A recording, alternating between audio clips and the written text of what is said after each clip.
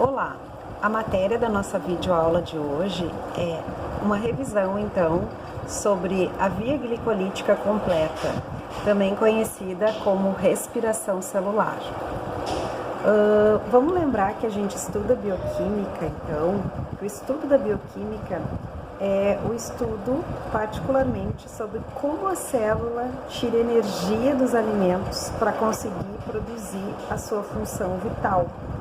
Então, ali a gente tem os alimentos, e esses alimentos eles têm os compostos orgânicos, né, os chamados também de macronutrientes, no caso dos alimentos, e nós rompemos, então, as ligações de carbono contidas nos nutrientes dos alimentos para ter energia.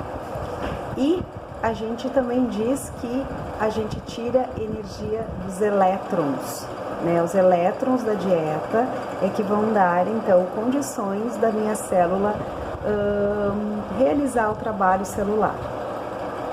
Eu posso ter a obtenção de energia de gordura, proteína e de carboidrato.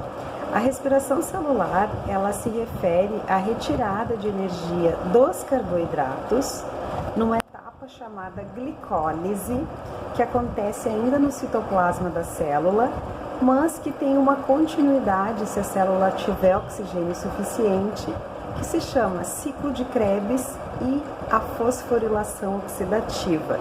Então, nós vimos na aula presencial a glicólise, quando a glicose foi quebrada, então, em duas moléculas de piruvato. A glicose, da onde que ela vem? Ela vem dos alimentos que comemos. Comemos um pãozinho, o pão é digerido, o pão é feito de um carboidrato chamado amido, e o amido é feito de várias moléculas de glicose. A glicose está representada aqui.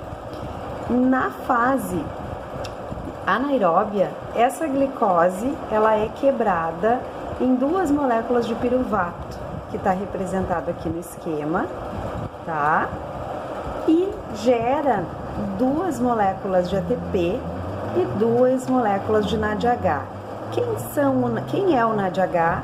O NADH e o NADH2 e o FADH2 são moléculas que recebem os hidrogênios, e a gente diz que eles também recebem os elétrons e vão entregar esses elétrons e esse hidrogênio lá na cadeia respiratória. Vamos ver isso? Então, quando a glicose é quebrada em duas moléculas de piruvato, a glicose tem dois caminhos dentro da célula. Se não tiver oxigênio, a glicose não consegue entrar aqui na mitocôndria. E esse piruvato recebe de volta os hidrogênios do NADH e se transforma em lactato. E esse lactato pode voltar para o plasma. Se a célula tiver oxigênio, esse piruvato, olha aqui, ó, ele vai se transformar na acetilcoenzima A e ele vai ser queimado no ciclo de Krebs, gerando ainda mais NADs e FADs, que são os equivalentes de redução, e esses hidrogênios vão ser entregues, então, lá na cadeia respiratória. E aí, em vez de produzir 2 ATPs aqui, a minha célula consegue produzir com essa cadeiazinha que fica aqui, ó, que a gente chama de cadeia transportadora de elétrons, ela vai conseguir, então, produzir 38 ATPs. O ciclo de Krebs, então, é uma etapa que a gente diz que é o centro do metabolismo energético de todas as células animais, porque eu consigo oxidar carboidrato, proteína e lipídio por essa via. Então, glicólise anaeróbia, só o carboidrato faz. Eu só consigo ATP lá no citoplasma a partir do carboidrato. Eu não consigo ATP no citoplasma a partir de carboidrato e de proteína e de gordura. Então, o ciclo de Krebs é comum à oxidação de todas as macromoléculas. O objetivo do ciclo de Krebs, então, é eu obter mais equivalentes de redução, mais NADs e mais FADs, para poder entregar eles lá na cadeia respiratória. Então, o ciclo de Krebs é um ciclo, ele vai acontecer, então, lá na mitocôndria. E no ciclo de Krebs acontece o quê? Quando o piruvato entra na mitocôndria, ele perde um carbono. Eu vou mostrar aqui, ó. Ele perde um carbono, vou voltar de novo. E ele ganha a ajuda de uma coenzima chamada coenzima A.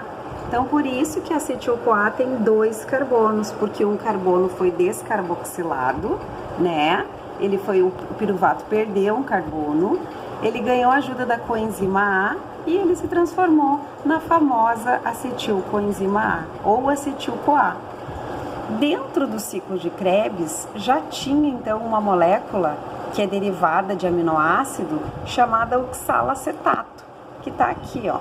O oxalacetato se junta com a acetil, a CoA volta para pegar outra molécula e essa unidade então de 4 carbonos, chamado oxalato ou oxalacetato, se junta com esses 2 acetis que vieram da glicose e vão formar o citrato. E por isso que chama de ciclo do citrato, ciclo de Krebs, que foi quem descobriu, ou ciclo do ácido cítrico. O ciclo de Krebs, então, eu tinha uma molécula de 2 carbonos que se condensou com uma molécula de 4, formando uma de 6, e depois eu perco os 2 carbonos que vieram da acetil-CoA e eu volto a regenerar o oxalacetato, que volta para pegar outra. Então, por isso que se chama ciclo de Krebs. Vou gravar outro vídeo, espera lá.